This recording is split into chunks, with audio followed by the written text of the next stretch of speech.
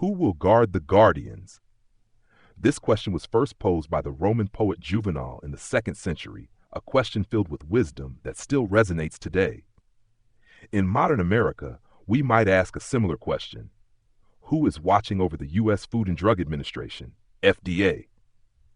This federal agency carries a massive responsibility to protect the health of the American public. According to its official website, the FDA oversees more than $2.5 trillion in annual consumption of food, drugs, and tobacco products, accounting for nearly 20 cents of every dollar spent by Americans. Its decisions are especially critical for the pharmaceutical industry because they determine which drugs are allowed on the market and which are not. Despite the fact that the U.S. makes up only 4.3% of the world's population, it commands 45% of the global prescription drug market. This kind of power is staggering and inevitably attracts the interest of powerful players. In this context, maintaining the FDA's independence is essential. It must resist the influence of big pharma and fairly evaluate the merits of each drug. However, things are not so simple. According to Dr. Michael Carome, the relationship between the FDA and the pharmaceutical industry has fundamentally changed. He says, what we are seeing now is not a regulator-regulated relationship, but rather a partnership. At first glance, that may sound positive, collaboration, friendliness, but the reality is far less comforting. In fact, what we are witnessing is the regulatory capture of the FDA by the pharmaceutical industry. And it all started during the Reagan administration. One of Reagan's first executive orders, Haber 12291, required government agencies, including the FDA, to conduct cost-benefit analyses for their regulations. This shifted the perspective to that of industry, prioritizing the reduction of regulatory burdens. This change was a boon for big pharma, as the FDA gradually became a more business-friendly agency, rather than a stringent watchdog. Over time, this friendship only grew deeper. By the 1980s, the FDA's financial situation became increasingly fragile, to the point where it had to rely on funding from the pharmaceutical industry.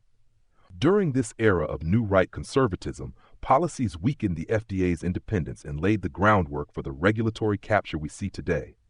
No longer just a regulated entity, Big Pharma became the FDA's partner.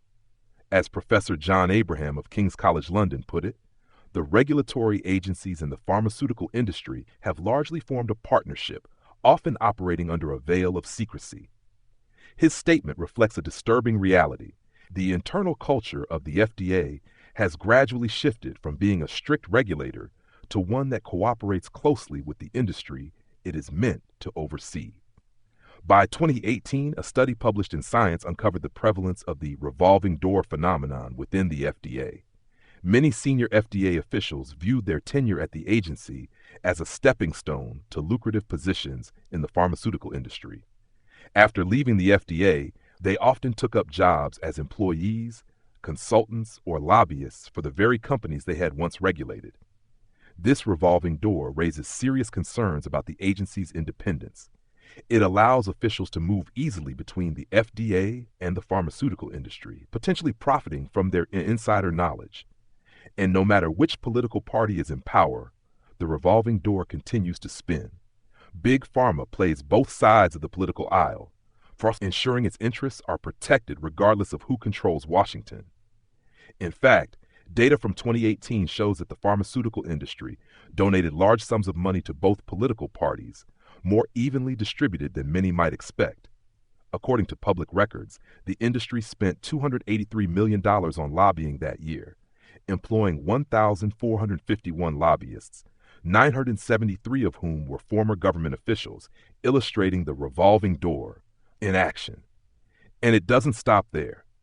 In 2019, pharmaceutical executives employed another tactic, making large personal donations to key senators to block any legislation that might reduce drug prices. According to Stat News, top pharmaceutical CEOs targeted a small group of Republican senators, collectively donating around $200,000 to ensure that these senators would support Big Pharma's interests on Capitol Hill. Former FDA Commissioner Scott Gottlieb is a prime example of the revolving door at work.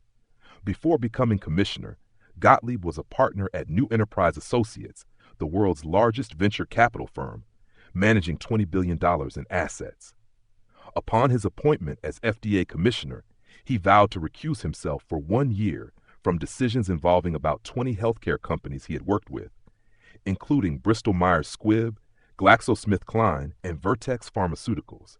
Yet, less than 2 years into his role, Gottlieb resigned as FDA commissioner and was soon after appointed to Pfizer's board of directors. As a Pfizer board member, Gottlieb earned $187.91 per year for attending 8 meetings annually. One senator called on Gottlieb to resign from Pfizer's board, noting that such revolving door behavior smacks of corruption and leaves the American people rightfully cynical and distrustful of whether high-ranking officials are working for them or for their future corporate employers. Gottlieb's successor, Dr. Norman Sharpless, from the University of North Carolina's Lineberger Comprehensive Cancer Center, is no stranger to the pharmaceutical world either.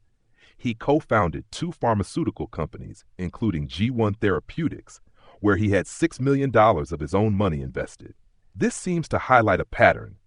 Each FDA commissioner, whether from academia or the private sector, eventually finds themselves tied to the pharmaceutical industry.